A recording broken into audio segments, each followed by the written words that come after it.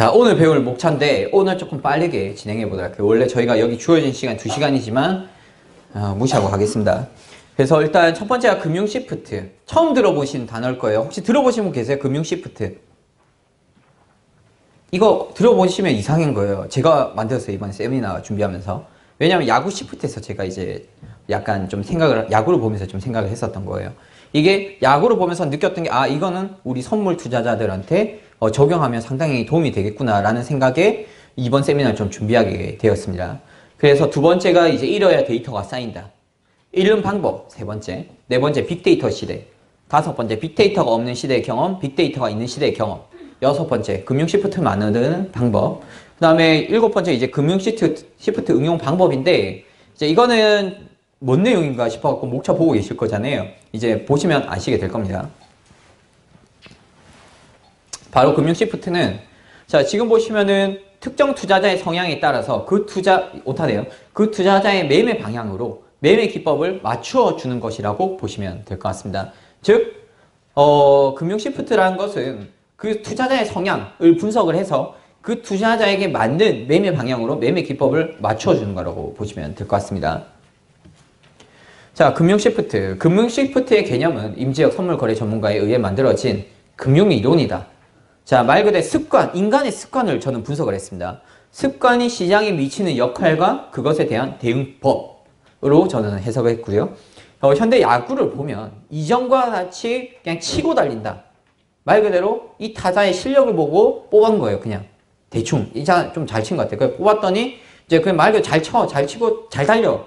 그런 야구가 아니라 과거에는 그랬었죠. 근데 이게 정보가 쌓이고 하다 보니까 오히려 어떻게 되냐. 말 그대로 야구가 데이터 싸움이 돼버렸어요. 말 그대로 생각하는 야구로 현재 변하고 있다고 보시면 됩니다. 자, 여기서 말하는 생각하는 야구는 데이터를 기반으로 수비 위치를 선정합니다. 데이터를 기반으로. 이 타자가 예를 들어서 왼쪽 타자, 좌타자 나왔는데 딱 치는데 이 사람의 스타일이 뭐냐면 딱 치면 장타가 나가. 장타가 나가는데 거의 저쪽으로 나가더라고요. 근데 단타도 치면 보통 안타를 치더라도 앞쪽에 떨어져요. 근데 우측이야, 자꾸. 그러니까 이 사람이 나왔다면 배치를 쫙 이쪽으로 포진시켜 버립니다. 앞, 뒤, 좌우 막 이렇게 이제 맞추겠죠. 그러면서 이제 이 사람이 왔을 때 최대한 방어를 해내는 거예요. 받자마자 다시 또 예를 들어 도도한 사람이 있을 거야. 또 그런 사람도 때려잡겠죠. 그런 식으로 말 그대로 시프트라고 하는 용어인데, 이제 여기서 말하는 야구는 데이터를 기반 수비 위치를 선정하고 데이터를 기반으로 공격의 변화를 주는 거예요. 말 그대로 수비와 공격을 합성화시키는 거죠. 그래서 기술적인 이제 야구라고 보시면 될 것 같아요. 근데 바로 이제 한번 볼게요. 왜 시프트 작전을 펼칠까? 시프트 최대의 강점과 약점에 대해서 한번 보도록 할게요. 자, 시프트 최대의 강점은 바로 습관입니다. 제가 아까 말씀드렸죠. 습관이 되게 중요하다고. 여러분들도 이제 버는 습관이 있으시고 잃는 습관이 있으실 거예요. 그리고 그 습관을 막상 다시 돌아보게 되면 여러분들이 몇 시부터 몇 시까지 매매하고 이런 게 딱 나올 거예요. 그런 것들이라고 보시면 되는데, 시프트의 최대 강점은 습관인데, 습관에는 배팅 자세, 타이밍 등 배트를 잡는 손의 위치, 예를 들어서 배트를 짧게 잡느냐 아니면 길게 잡느냐, 그런 기술적인 습관. 첫 번째, 그게 바로 기술적인 거예요. 자, 두 번째는 이번에는 진루타를 칠지 또는 단타성 안타를 칠지 또는 번트를 낼지 아니면 아예 대놓고 홈런을 노리고 나왔는지, 그런 생각을 하는 의식적인 습관이 있습니다. 기술적인 습관과 의식적인 습관이 있다고 보시면 될 것 같아요. 자, 그렇지만 이제 약점이 있겠죠. 시프트의 최대 약점은 불규칙성이에요. 자, 습관을 이룬 두 가지 요소 중 한 가지만 충족되더라도 시프트에 걸릴 확률이 높아집니다. 자, 그렇지만 기술과 의식적인 습관이 만약 규칙성을 잃는다. 그러면 시프트를 거는 팀에게는 막대한 손실을 줄 수 있는 작전이 바로 시프트라는 거죠. 그러니까 무슨 말이냐면, 이대호, 롯데 타자가 나왔는데, 이대호 타자 나왔는데 거의 장타 나오잖아요. 근데 갑자기 번트 치고 있는 거예요. 완전 변수인 거죠. 다 뒤로 가 있었더니 번트 치니까 공이 앞에 떨어지니까 이대호 열나 달리고, 근데 앞으로 공 잡으러 온 사이에 벌써 1루 도착한 거예요. 예상의 변수였던 거죠. 그게 바로 불규칙성이란 거죠. 물론 그런 확률도 있겠지만 그 확률이 낮다 생각했기에 거의 다 뒤로 갔는데, 보니까 예상외로 다 뒤로 가니까 이대호가 대놓고 갑자기 기습 번트 쳐버린 거예요. 아예 대놓고 처음에는 이렇게 잡았어. 장타 치려고 아예 길게 잡았는데 어떻게 쳤어요? 갑자기 이러다가 번트 바로 쳐버린 거죠. 그러니까 예상외로 기습 번트 쳐버리면서 완전 투수든 또는 외야수든 포수든 다 당황을 하게 된 거죠. 수비 입장에서는. 그게 바로 시프트인데 그게 바로 손실을 줄 수가 있다는 거죠. 자, 그래서 이제 습관이란 것은 말 그대로 데이터라고 보시면 되고 기술은 시장의 이해도입니다. 의식적 판단이란 것은 습관과 기술을 활용한 대응이라고 보시면 돼요. 대응 방법. 자, 시프트는 적용하기 위해서 몇 가지 필수 요소들이 있습니다. 습관에서 나오는 기술과 의식적인 판단이 필요합니다. 자, 무슨 말이냐? 금융에서는 같은 시프트를 걸 수 있는데 이거를 이제 금융 시프트라고 저는 정의를 했습니다. 자, 금융 시프트에서도 습관은 데이터고 기술은 시장의 이해도다. 의식적 판단이 바로 대응인데 금융 시프트도 야구의 시프트와 같이 잘못 이해하고 작전 시행해버리잖아요. 그러면 한 번의 잘못된 판단이 되돌릴 수 없는 결과를 초래할 수 있다는 점 명심해 주셔야 돼요. 자, 이게 무슨 말이냐? 자, 야구의 시프트와 같이 잘못 이해했다. 그러니까 본인이 본인 분석을 잘못한 거예요. 나름 이제 열심히 분석했는데 보니까 패턴을 잘못 이해한 거죠. 그러니까 남들이 딱 3자 입장에서 패턴을 이 사람을 분석했을 때는 이 사람은 이 시점에서는 들어가면 안 되는데 왜냐하면 들어갔을 때 결과적으로 깨지는 확률이 높았어요. 근데 이 사람이 그거를 별로 의식 안 하고 나는 이때도 먹는다 라는 자만심에 빠지다 보니까 그거를 어떻게 들어가서 안 될 자리를 더 들어가 버려가지고 오히려 더 큰 손실을 초래할 수 있다. 이렇게 보시면 되는 거예요. 그래서 이제 그런 게 바로 말 그대로 이제 변칙이라고 보시면 될 것 같습니다. 변칙인데 근데 제가 지금 거의 대부분의 투자자들 한번 제가 좀 통계 내는 분들이 많이 계세요. 저한테 이제 정보 제공해 주시고 이제 그런 매매 분석을 좀 제가 해드리고 있는데 그게 이제 저한테 이제 데이터가 되기 때문에 제가 이제 무료로 또 도움이 드릴 때가 많습니다. 근데 그게 쌓이고 있단 말이에요. 저는 쌓이고 있는데 패턴이 비슷하게 보여요. 사람들은 거의 1름 패턴 비슷하고 버는 패턴 비슷하고 그러면은 어떻게 되겠어요? 1름 패턴에서는 어떻게 매수 잡길래 오히려 매도를 들어갈 수 있는 패턴이 만들어지는 거예요. 1름 패턴이 그리고 버는 패턴은 말 그대로 그 버는 패턴이 이기기 때문에 들어가는 것이고 1름 패턴에서는 잃기 때문에 다시 들어가는 거예요. 반대로. 그러다 보면 어떻게 되겠어요? 승률이 높아지는 거예요. 그게 하나의 매매 기법이 나오게 됩니다. 저는 지금 그거를 준비하고 있다고 보시면 될 것 같아요. 자, 이거는 그냥 제가 한번 좀 읽어드릴게요. 잃어야 데이터가 쌓인다. 자, 모든 사람들이 승리하고 싶지 지고 싶진 않아요. 맞잖아요. 내가 오늘 100만 원 잃고 잃는 거 각오하고 들어가야지 내가 아니라 오늘 100만 원 100만 원 벌란다. 1000만 원 1000만 원 벌란다. 이 생각으로 투자를 하잖아요. 사람이라면 거의 그렇습니다. 돈을 벌고 싶어하고 자금력과 상관없이 이기려는 싸움만 하다 보니까 어떻게 돼요? 계속 이긴다는 것은 곧 한 방에 끝날 수도 있다는 거죠. 곧 크게 질 수도 있습니다. 물론 이길 수도 있겠지만 계속. 자, 14년간 금융시장에서 선물 거래를 하면서 저도 초반에는 승승장구하면서 승리의 길을 걸었어요. 이게 바로 어떤 상황이냐면 제가 이제 많이 들어보셨을 거예요. 저랑 같이 계셨던 분들은 처음에 주식이든 선물이든 부동산이든 거의 대부분들 투자를 하면은 처음에는 뭣도 몰고 벌어요. 뭣도 몰고 벌어요. 운 좋게. 그러다 보니까 본인이 천재인 줄 알아. 감이 좋은 줄 알아요. 그러면서 자만심에 빠집니다. 그러다가 더 투자를 해요. 복리로. 그러다가 어느 순간 깨지기 시작을 해요. 그랬더니 어떻게 돼요? 사람 심리가 내가 왜 깨졌지 하면서 이때부터 약간 긴장을 탑니다. 근데 예를 들어서 1000만 원 벌어서 1000만 가지고 2000만 원 만들었더니 2000만 원이 다시 원금 1000만 원까지 왔을 때는 사람이 긴장을 좀 덜 하는데 원금이 깎이는 순간이 있어요. 그때부터 사람은 왜 잃지? 이러면서 뭣도 모르고 잃는 기간이 있습니다. 자, 뭣도 모르고 읽기 시작하다 보니까 이제 더 이상 잃어서는 안 되라는 생각에 배우러 다니기 시작해요. 교육을 받으러 가는데 문제는 교육을 받던지 또는 혼자서 유튜브라든지 또는 이 방 저 방 다 돌아다니면서 이 사람 것도 들어보고 저 사람 것도 들어보면서 잔지식이 많아지게 됩니다. 문제는 이거예요. 잔지식이 많아지다 보니까 처음에는 뭣도 모르고 투자했는데 그게 벌었던 이유는 잘 모르기 때문에 단순했기 때문에 올라갈 것 같다 해서 산 거예요. 위로 배팅했는데 그게 맞은 거죠. 근데 알다 보니까 이제 아까 말씀드렸죠. 이제 좀 올라갈 것 같아서 알긴 알겠는데 못 들어가겠는 거예요. 사람이 무서워서. 또 이럴까 봐.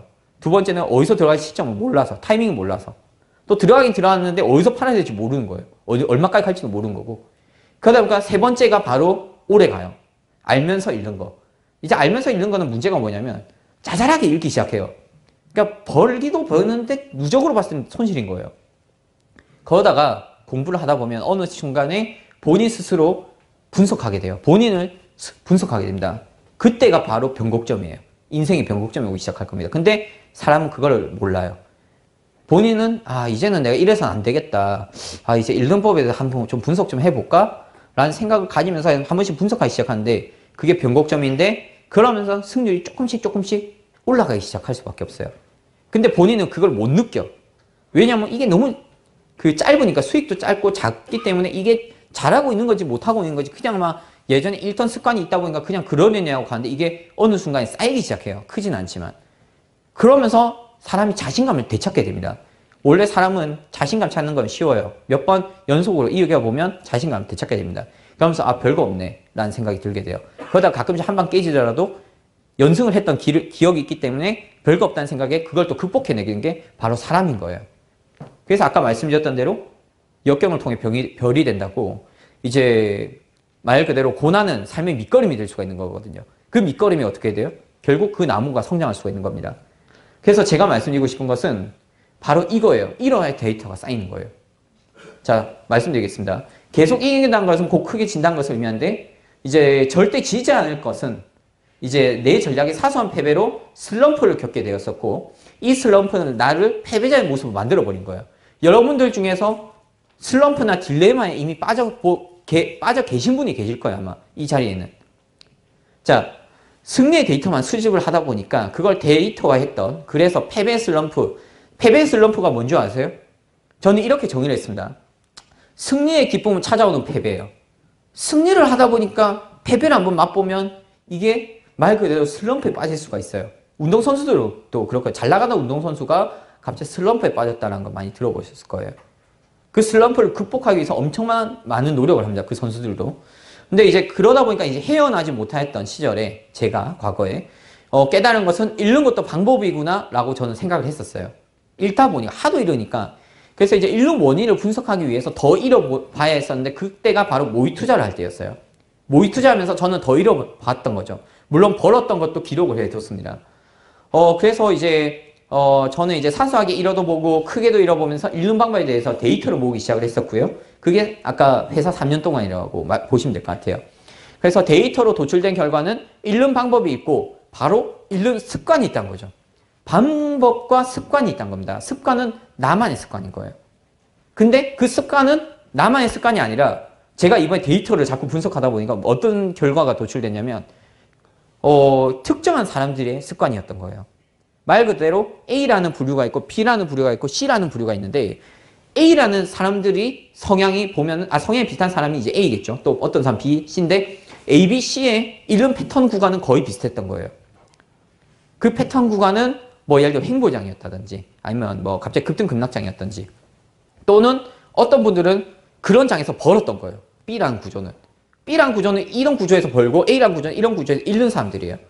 근데 A라는 구조에 있는 사람들은 이 방법이 잘못된 걸 알면서 계속 하는 게 제가 분석했던 결과였거든요.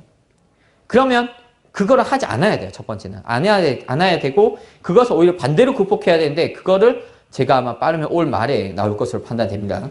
그래서 한번 기대해 보셔도 좋을 것 같고요. 자, 그럼 이걸 한번 보자고. 슬럼프. 자, 슬럼프는 아까 말씀드린 대로 승리의 공식이 사소한 패배로 인해 승리하는 방법만을 연구하면서 오는 거죠. 말 그대로 내가 이기기 위해서만 자꾸 분석을 한 거예요.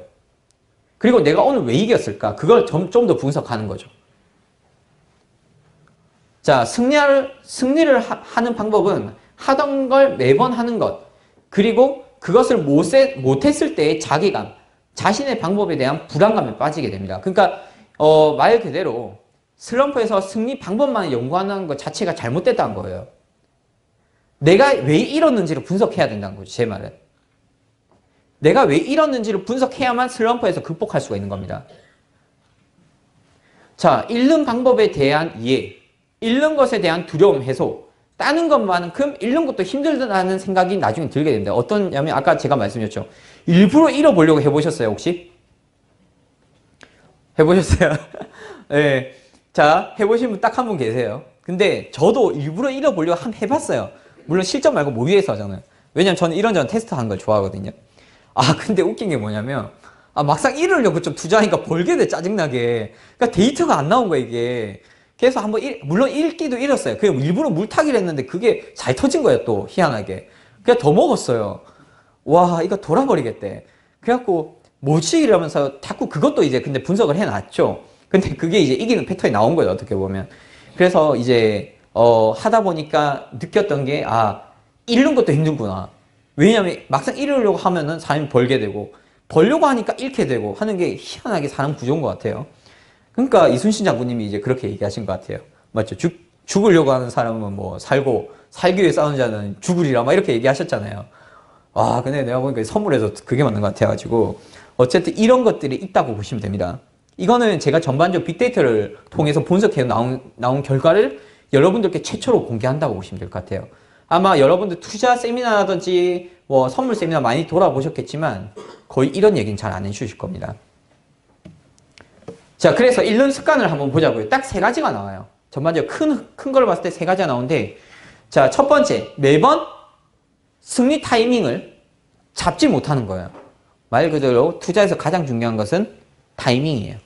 타이밍을 놓치는 순간 이제 말 그대로 무타기 할 수도 있고 내동매매 할 수도 있는 거죠. 타이밍을 잡는 것은 너무나 힘들지만 시장을 보고 자신의 기준, 나의 패턴에 들어왔을 때 들어가는 게 정말 쉽죠. 자, 모두 자신의 타이밍이 있고 자신의 타이밍에만 들어간다면 승리할 확률이 높아집니다. 어쩔 수 없어요. 내가 잘하는 날이 있고 나의 바이오 리듬까지도 체크를 해서 여러분들이 투자를 한다면, 그리고 나의 이기는 패턴과 졌을 때 패턴을 분석해서 내가 이겼을 때는 이렇게 하고 졌을 때는 이렇게 해야 되구나. 그러면 졌을 때 패턴을 좀 더 분석을 해서 졌던 패턴이 나오기 시작해. 또는 내가 보통 오전은 뭐 예를 들어 내가 새벽 3시에서 5시 사이에 매매하니까 읽더라. 그럼 그 시간대 안 하면 되는 거예요.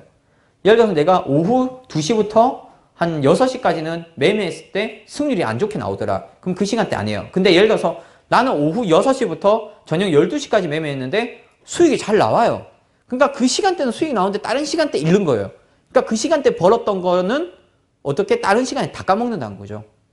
여러분들 매매 분석을 다시 한번 집에 가서 해보세요. 해보면 보통 그 이기는 시간대가 있어요. 그리고 그 이기는 시간대에 어떤 장이 나왔는지를 차트를 캡처해 두셔야 돼요. 그러면 그 차트를 분석해 놓는다. 여기서 중요한 것은 캡처하실 때 분봉만 체크하신 게 아니라 일봉까지도 같이 체크하셔야 돼요.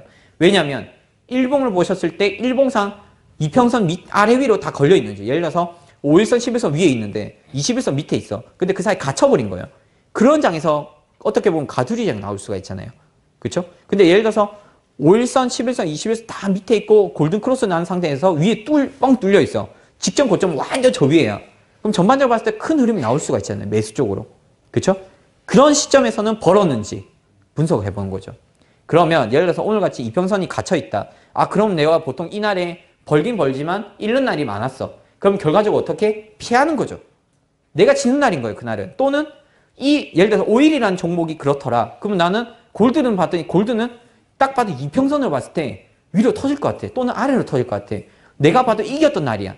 그때는 어떻게 해야 돼요? 그 종목만 하는 거예요. 다 하실 필요가 없어요.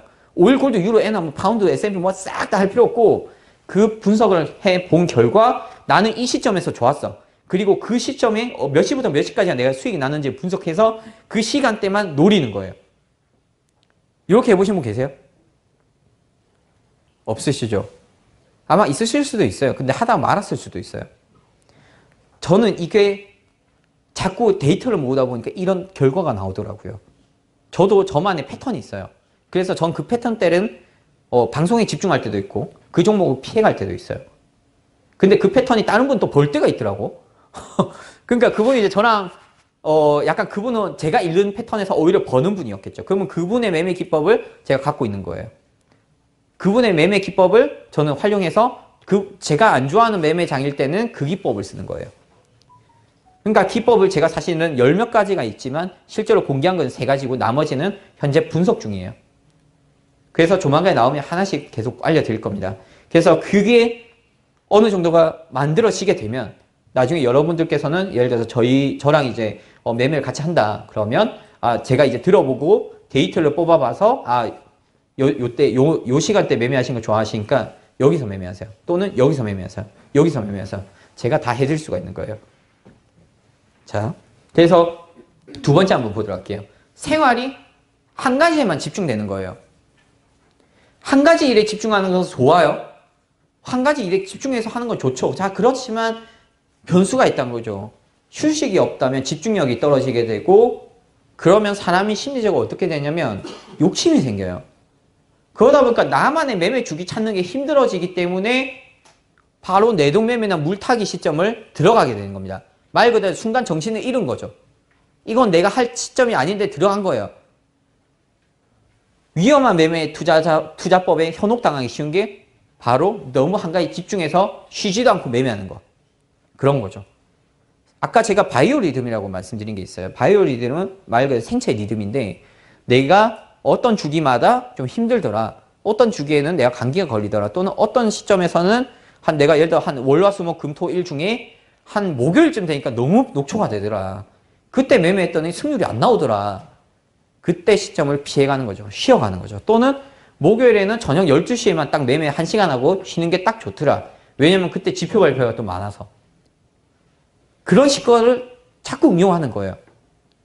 여기까지 혹시 이해 다 되세요? 이해되신 분 손. 이해된다 손. 네, 이해 좀 많이 되세요?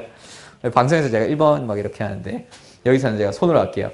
자, 세 번째, 지식이 기술에서 온다는 생각에 지배를 당하게 됩니다. 지식이 기술에서 온다?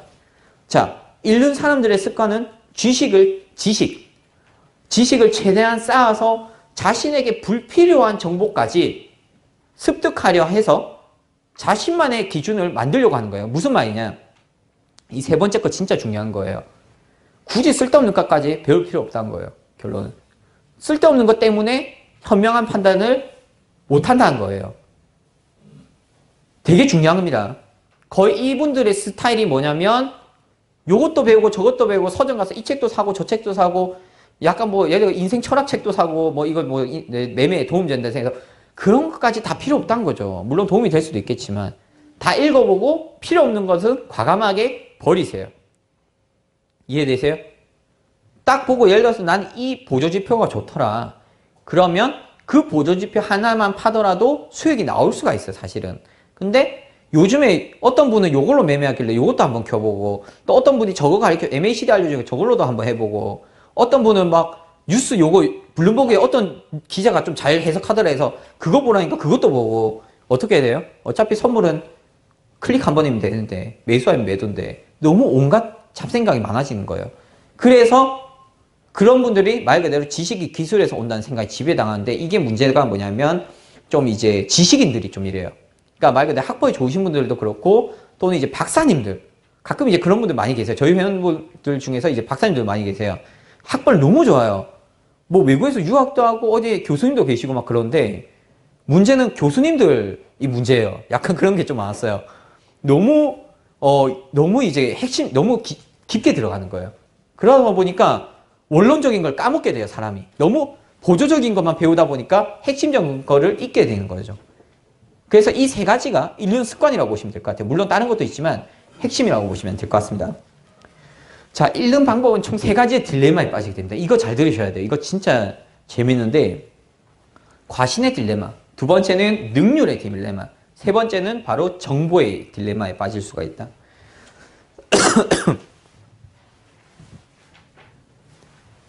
자, 잘 봐요. 지금 보시면은 과신의 딜레마인데, 자, 읽는 방법을 안다는 것은이라고 제가 적어뒀습니다. 지금 보시면은 말 그대로 그래프죠. 그래프인데 내려가는 그래프가 있고 올라가는 그래프가 있고, 바로 이 그래프가 있어요. 이걸 잘 보셔야 돼요. 자, 여러분들의 매매를 하시다 보면은 지금 이거는 제가 읽는 타이밍을 갖고 온 거예요. 어떤 시점에서 잃었을 때 타이밍을 갖고 왔고, 이거는 벌었을 때라고 보시면 돼요. 이 구간은 승률이 나왔던 구간이겠죠. 뭐 50%든 60%든 이런 거는 승률 한 20, 30% 구간대예요. 저 시점에서 잃더라. 자, 그러면 여러분들이 읽는 방법을, 제가 요 밑에 거 보세요. 이게 중요한 거예요. 읽는 방법을 안다는 거라고 했어요. 안다는 사람에 한해서입니다. 여러분들이 본인 스스로 아직 분석을 못했다는 것은 알지는 못해요. 근데 분석을 거짓말 아니고 안 하고 제가 한 일주일만 여러분들이 집에 가셔서 해보잖아요. 그러면 거의 대부분이 알 수밖에 없어요. 생각보다 사람은 단순하거든요. 읽는 구간은. 바로 이와 같이 그려낼 수가 있다. 무슨 말이냐? 이게 아까 말씀드렸던 건데, 읽는 구간을 이제 안다는 거죠. 그거 반대로 하면은 버는 구간을 만들어낼 수 있다는 겁니다. 수익 구간을 만들어낼 수가 있고 아까 이 구간은 수익 구간이기 때문에 그대로 가면 되는 거예요. 자, 여기서 중요한 거. 수익 나는 구간과 손실 나는 구간이 나오게 이렇게 되는데 패턴이 만들어지게 됩니다. 패턴이 만들어지는데 수익 구간은 그냥 그대로 가면 돼요. 자, 근데 손실 구간은 그거 반대로 하게 돼요. 그러면 어떻게? 바로 저런 차트가 나오게 되는 거죠. 승률이 높아지는 거죠. 내가 잃었던 구간은 다시 한 번 더 벌어볼 수가 있고 내가 이겼던 구간은 그대로 가면 되는 거예요. 승률이 50%에서 80% 이상 올라갈 수도 있는 거죠. 근데 그거는 여러분들이 잃는 매매 습관에서 알 수가 있어요. 말 그대로 데이터. 그 데이터는 여러분들 혼자서 할 수가 있어요. 생각보다 잃는 구간은 패턴이 나오거든요. 근데 보면 차트가 비슷할 거예요. 막상 해보면. 보통 횡보장에서 잃었다든지 시가 종가 흔들기에서 나왔다든지 또는 이평선 가두리에서 나왔다든지 잃는 사람은 다 똑같은 데서 또 잃거든요. 자, 능률의 딜레마 한번 볼까요? 이것도 재밌어요. 누가 어떠한 일을 하더라도 쉴 수 있는 시간이 있어요. 쉴 수 있는 시간. 다시 말해서 쉬어야 하는 타이밍이 있는데 일을 정확히 이해하는 사람이 일을 최대한 능률적으로 할 수가 있습니다. 자, 쉴 수 있는 시간, 그 시간에 꼭 쉬어야 했음에도 쉬지 않는다면 조바심이 생겨나고 조바심은 자신의 금융 시프트를 방해하는 절대적인 요소가 됩니다. 조바심이란 것은. 그러니까 말 그대로 무슨 말이냐면 제가 아까 말씀드렸죠. 굳이 내가 매매할 타이밍도 아닌데 굳이 매매하고 있는 거. 그러다 보니까 사람이 조바심이 생긴 거예요. 그리고 지금은 쉬어야 될 타이밍인데 굳이 또 매매하는 거죠. 그럼 사람이 계속 매매만 하는 거예요. 월화수목금 하루 정도는 쉬어줘야 되는 패턴이 나오거든요. 분석하다 보면. 근데 굳이 그 패턴까지 다 매매하다 보니까 조바심이 생길 수밖에 없는 거예요. 그 패턴에서 잃어버려서. 이해되시죠? 그게 바로 이제 능률의 딜레마인데 이제 그래프를 잠깐 본다면 자신만의 매매 타이밍이 없다면 목적 없이 기다릴 수밖에 없어요. 자신의 타이밍을 모르기 때문에 뭣도 모르고 그냥 하고 있는 거예요. 그 시간대에. 자, 자신만의 매매 타이밍 시간대는 바로 이렇게 나옵니다. 저기 왼쪽부터 오전 9시로 봅니다. 오전 9시에서 새벽 6시. 자, 이때가 예를 들어서 저녁 8시에서 12시인 거예요. 이때가 바로 나만의 매매 타이밍이란 건데 굳이 전업 투자자분들이 오전부터 새벽까지 매매하시는 분들이 계신다는 거죠. 굳이 내 매매 패턴이 아닌데 굳이 하는 분들 계세요. 저희 방에 이제 누적 수익이 진짜 엄청나게 나오신 분이 한 분 계세요. 그분이 이제 채팅 안 하고 조용하게 매매하시는데 저랑 이제 카톡은 거의 자주 주고봐요. 저랑 카톡 하시는 분 많이 계시죠. 근데 이제 일지를 가끔씩 보여주시는데 어떤 날에 300만 원 날렸다가 어떤 날에 2천만 원 벌어요.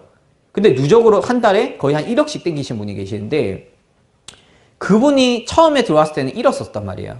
근데 제가 이런 식으로 좀 조언을 해드렸어요. 어떤 시점에 버시냐고 분석해 보시라고 했는데 진짜 변수가 이분은 완전 변수예요.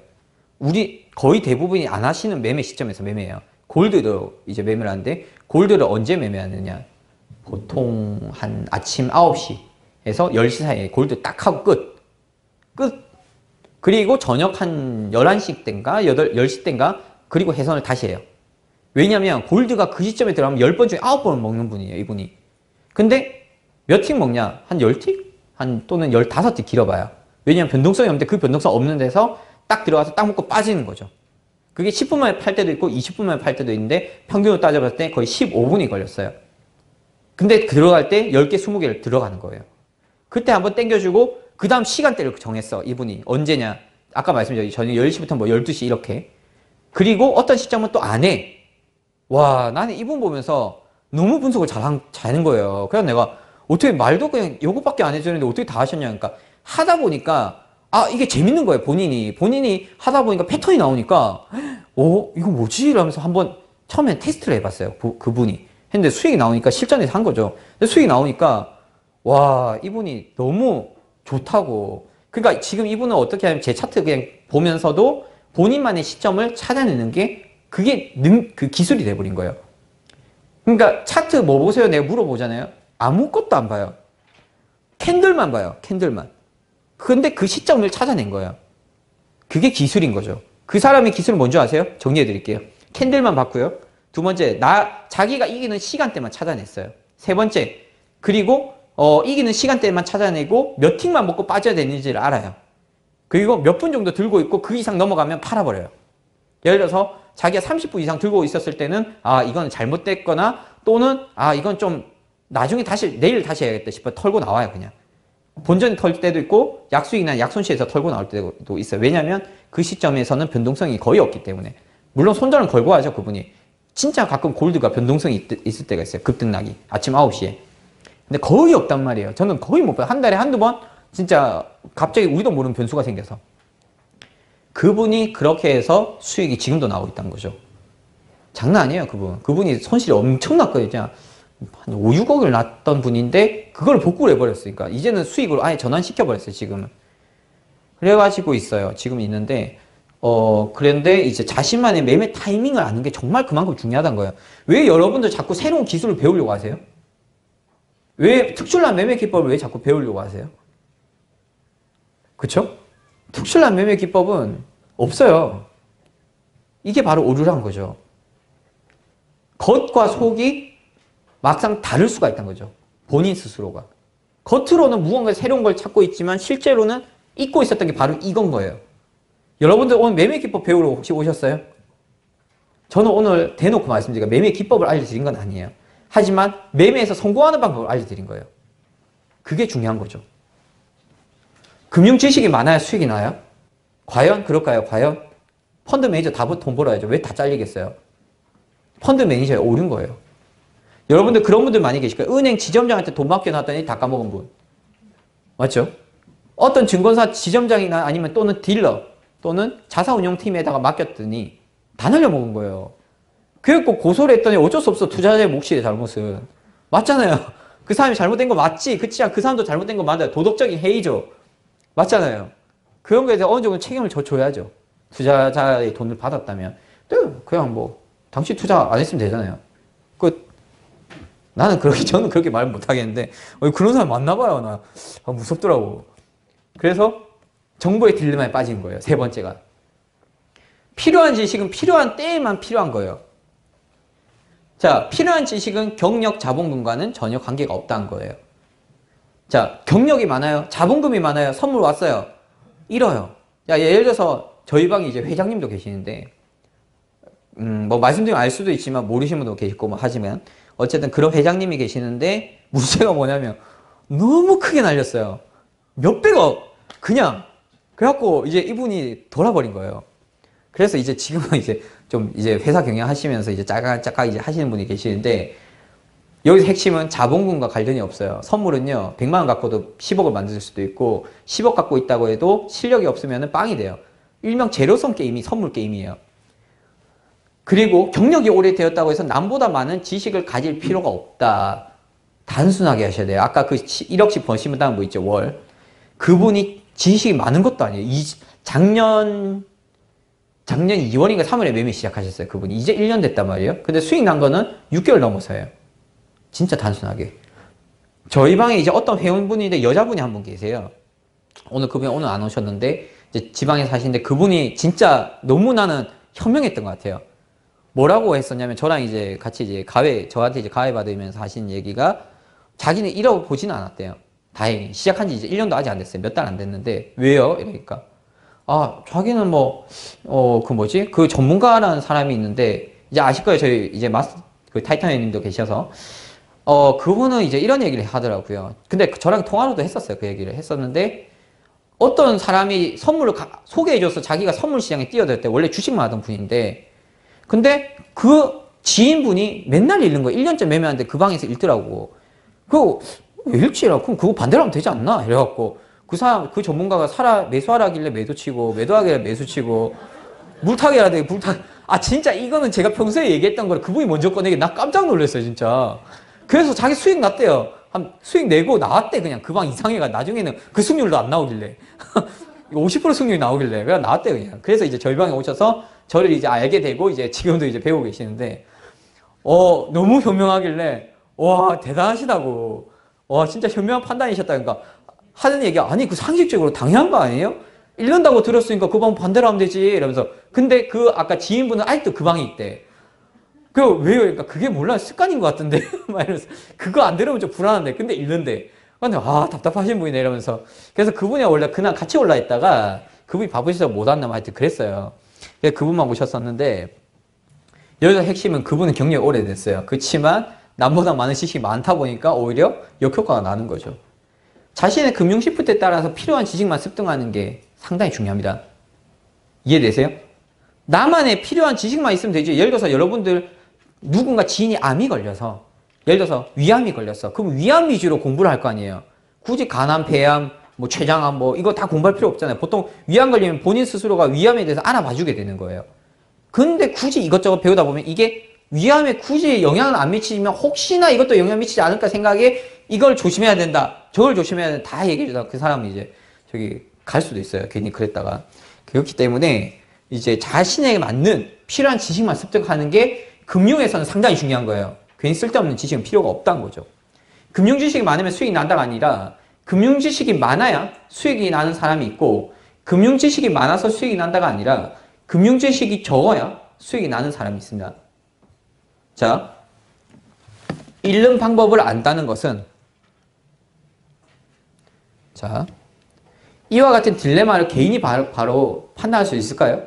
과연 나에게 어떤 지식이 필요할지, 나에게 어떤 기술이 필요할지, 심리적 요소가 필요할지, 나에게 어떤 문제점이 있는지 본인 스스로가 어느 정도는 판단할 수가 있지만 그 패턴에 맞는 사람들을 분류해내기 힘들어요. 개인 혼자서는. 그래서 바로 빅데이터가 필요한 거죠. 빅데이터는 여러분도 많이 들어보셨을 거예요. 요즘에 4차 산업혁명 막 하는데 알파고 아시죠? 알파고. 이세돌 9단 깨버렸어요. 저는 근데 그게 당연하다고 생각해요. 왜냐하면 알파고는 온갖 변수를 다 넣어가지고 이런 상황, 정한 상황 다 해봤을 거 아니에요. 그러면서 이세돌 9단과 하면서 이세돌이 이긴 게 난 신기하더라고. 그거는 말 그대로 알파고가 그 패턴을 안 갖고 있었던 거죠. 그 패턴이 없다 보니까 그건 진 거죠. 근데 어떻게 됐어요? 그 패턴을 이겼어요. 이제 습득한 거예요, 알파고는. 그리고 또 결국엔 이겼잖아요, 다음날 또. 그리고 중국 가서 다 이겨버렸잖아요, 지금 또. 그만큼 어떻게 돼? 더 강해진다. 나랑 강한 상대가 붙다 보면 더 강해질 수밖에 없는 거예요. 하지만 나랑 강한 상대가 붙었지만 내가 진 이유를 모르고 분석도 안 한다면 그냥 계속 지는 거예요. 인생이 패배자죠. 하지만 내가 오늘 졌다 해서 쓰러지지 않고 나의 졌던 걸 분석하고 다시 통계를 내본다면 그거를 이겨낼 수가 있다는 거죠.